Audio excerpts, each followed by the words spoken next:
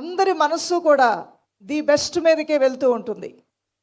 అది మంచిదే కాదంటలేదు, కానీ దేవుని మనస్సు విరిగిన వాటి వైపుకి వెళ్తుంది, నలిగిన వాటి వైపుకి వెళ్తుంది, కృంగిన వాటి వైపుకి దేవుని మనస్సు వెళ్తుంది. హల్లెలూయా.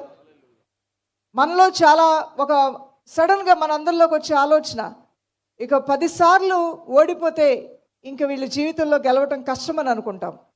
కానీ దేవుని ఆలోచన, ఒక వ్యక్తి 10 సార్లు పడిపోయినా తిరిగి వారు లేపబడతారనేది దేవుని ఆలోచనగా ఉంటూ ఉంటుంది.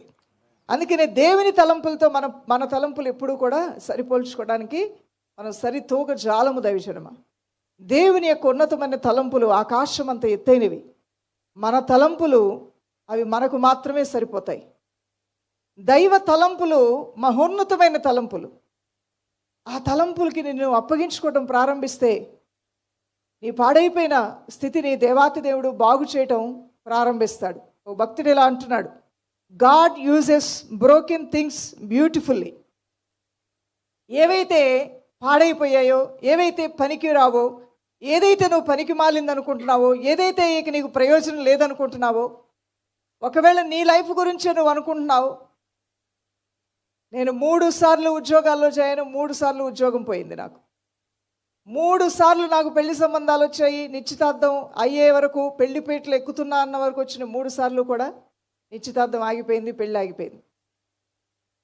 నేను ఇప్పటికి ఒక 7-8 సార్లు ప్రయత్నం చేసా ఒక వ్యాపారంలో ముందుకెళ్ళాలని. 7-8 సార్లు కూడా అప్పులు ఊబిలో, ఒక సంవత్సరం 10 లక్షల అప్పు అయితే 2వ సంవత్సరానికి 15 లక్షల అప్పు, 20 లక్షల అప్పులోకి నేను పడిపోయా.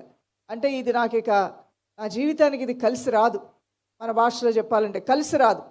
ఏ దురదృష్టమో నన్ను వెంటాడుతుంది, ఏదో నాకు వ్యతిరేకంగా పనిచేస్తుంది, ఏ శక్తులు నాకు వ్యతిరేకంగా పనిచేస్తున్నాయి, ఏ నక్షత్రమో నాకు వ్యతిరేకంగా పనిచేస్తున్నాము, ఏ జాతకం అంటే ఒక మనిషి 10 సార్లు 15 సార్లు చేసిన అవ్వకపోతే బలహీనుడైపోతాడు.